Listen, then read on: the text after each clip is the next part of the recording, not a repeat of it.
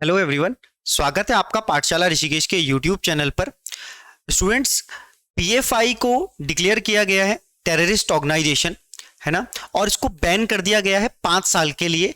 PFI हालिया दिनों में खूब चर्चा का विषय है और न्यूज़पेपर में हेडलाइन के तौर पर यूज हो रहा है। तो देखिए, पीएफआई है क्या? Popular front of India. और ये स्टूडेंट्स के लिए या एग्जाम की प्रिपरेशन करने वालों के लिए या एज अ अवेयर सिटीजन के लिए कितना ज्यादा इंपॉर्टेंट है इसे सुनना और समझना, आपको ये जानना है। इस वीडियो में आपको ये जानने को मिलेगा। ठीक है, इसमें हम बात करेंगे कि जो हम बैन की बात कर रहे हैं, पीएफआई की बात कर रहे हैं, वो कैसे किया गया है, क्यों किया गया है, और ये यूएपीए है क्या, जिसके तहत एक संगठन को बंद कर दिया गया या बैन कर दिया गया, वो भी 5 साल के लिए। मतलब उसकी कोई भी एक्टिविटी अब 5 साल तक नहीं होगी। तो देखिए, सबसे पहले जो पीएफआई है वो है पॉपुलर फ्रंट ऑफ इंडिया।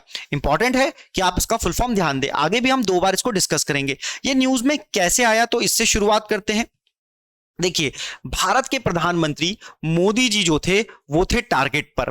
ये कौन कह रहा है? ये मैं नहीं, ये न्यूज की रिपोर्ट कह रही है। और ये प्रवर्तन निदेशालय ईडी ने पॉपुलर फ्रंट ऑफ इंडिया को लेकर एक सनसनीखेज खुलासा किया है, ऐसा न्यूज की रिपोर्ट की लाइन थी। तो वहां से हमने ये लिया। और मैं आपको बता रहा हूं कि ईडी क्या होता है, जो वित्त यानी कि जो फाइनेंशियल गड़बड़ियों को लेकर के अगर कोई भी चीज होती है उसकी जांच करता है, केंद्र की एक एजेंसी है।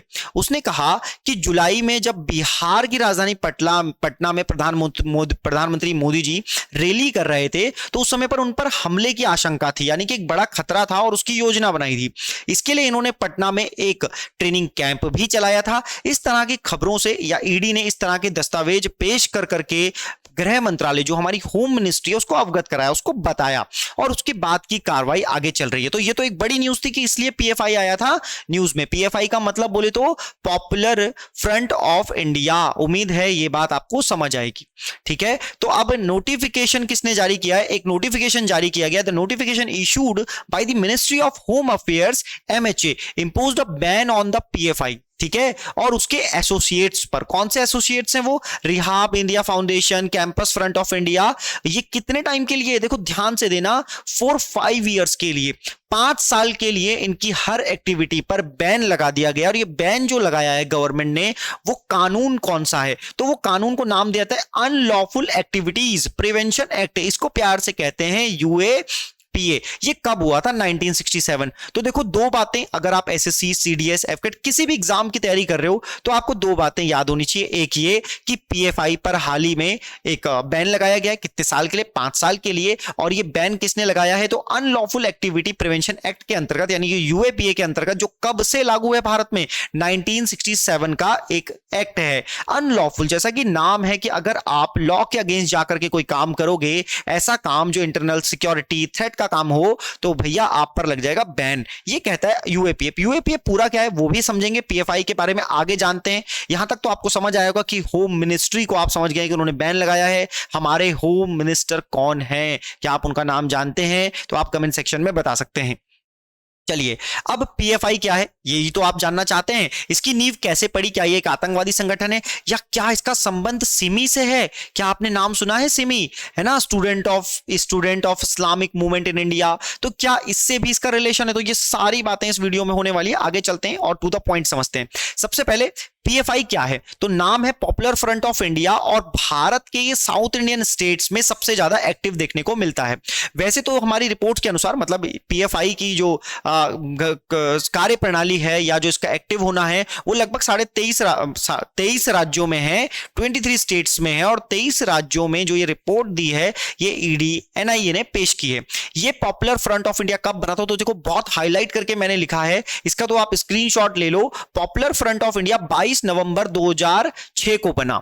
ये बहुत बड़ी इंपॉर्टेंट डेट है और मैं आपको ये याद भी करवा दूंगा, क्योंकि देखो, आपने ध्यान से पढ़ना है कि देश में स्टूडेंट्स इस्लामिक मूवमेंट है ना, इंडिया में स्टूडेंट इस्लामिक मूवमेंट यानी सिमी पर बैन लगने के बाद पीएफआई का विस्तार हुआ। मतलब एक हिसाब से सिमी को बैन लगा दिया, क्योंकि सिमी पे तो आप काम नहीं कर सकते, तो दूसरा एक ऑर्गेनाइजेशन बनाया, उसको क्या नाम दे दिया? Popular front of India. ऐसा न्यूज़पेपर के माध्यम से बताया गया है। आगे आते हैं।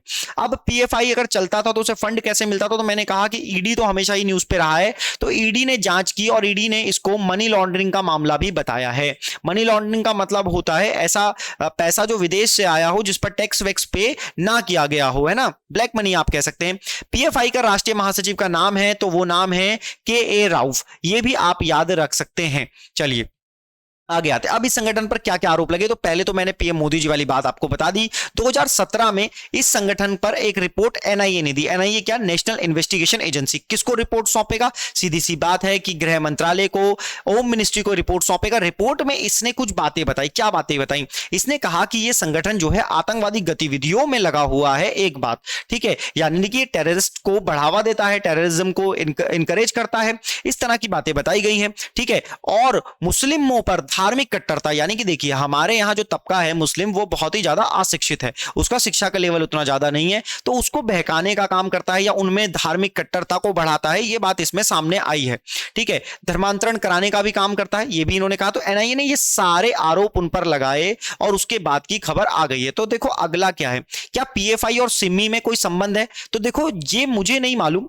कि भैया इसका फाइनल हमें कहां जाना है, लेकिन आपके एग्जाम के हिसाब से तो बिल्कुल सटीक जानकारी है। ध्यान से समझना कि पीएफआई जब बना तब सिमी पर बैन लगा। सिमी कब बना था, 1992 में, याद रख लोगे 1992 में बना था सिमी और पीएफआई पर बैन, ठीक है, मतलब पीएफआई कब बना, तो देखो सिमी पर 1992 में बैन लगा, 2006 में उस पर 1992 में सिमी बना और 2006 में उस पर प्रतिबंध लगा। जब 2006 में उस पर प्रतिबंध लगा तो पीएफआई क्या हो गया, पीएफआई स्टैब्लिश हो गया। कब स्टैब्लिश हुआ, तो वो हुआ 2006 में स्टैब्लिश हुआ, 22 नवंबर की इसकी डेट थी, अभी हमने पढ़ा है।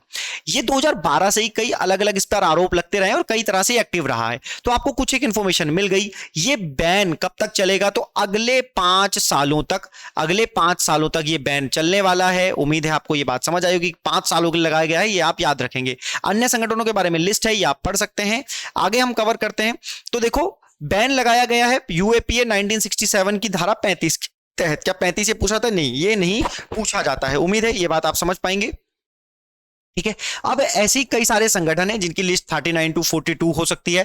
हम कुछ आपको इंपॉर्टेंट लाए हैं, जैसे Babbar Khalsa international, Khalistan commando force, internal Sikh youth federation, लश्कर ए तैयबा, जैसे मोहम्मद जैसे आतंकी संगठनों को क्या किया गया है, बैन किया गया है, ठीक है। इस तरह के 14 हैं। उल्फा को आपको याद रखना है, प्रीवियस ईयर एग्जाम में आया हुआ क्वेश्चन है उल्फा का। 1970 में ये स्टैब्लिश हुआ था, ठीक है, ये स्टैब्लिश हुआ था 1970 में।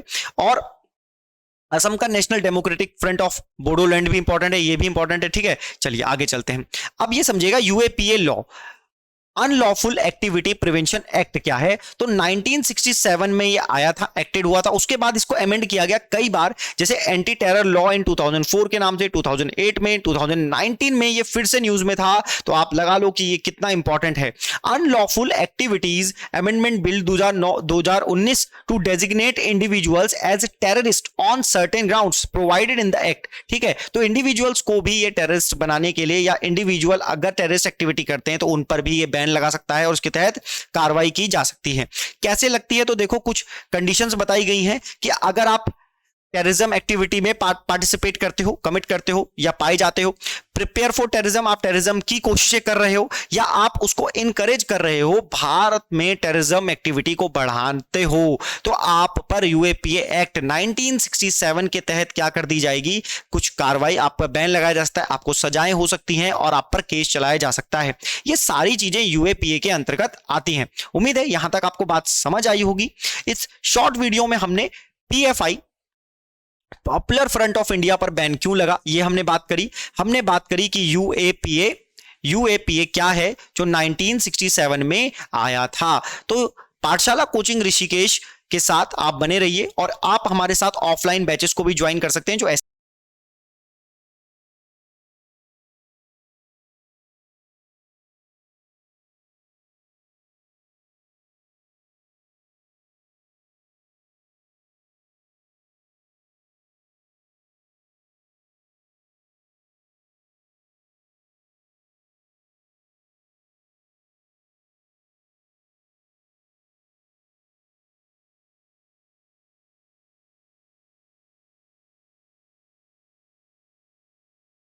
बैंक, रेलवे, इन सभी एग्जाम्स के लिए चल रहा है, ठीक है। वीडियो देखने के लिए धन्यवाद।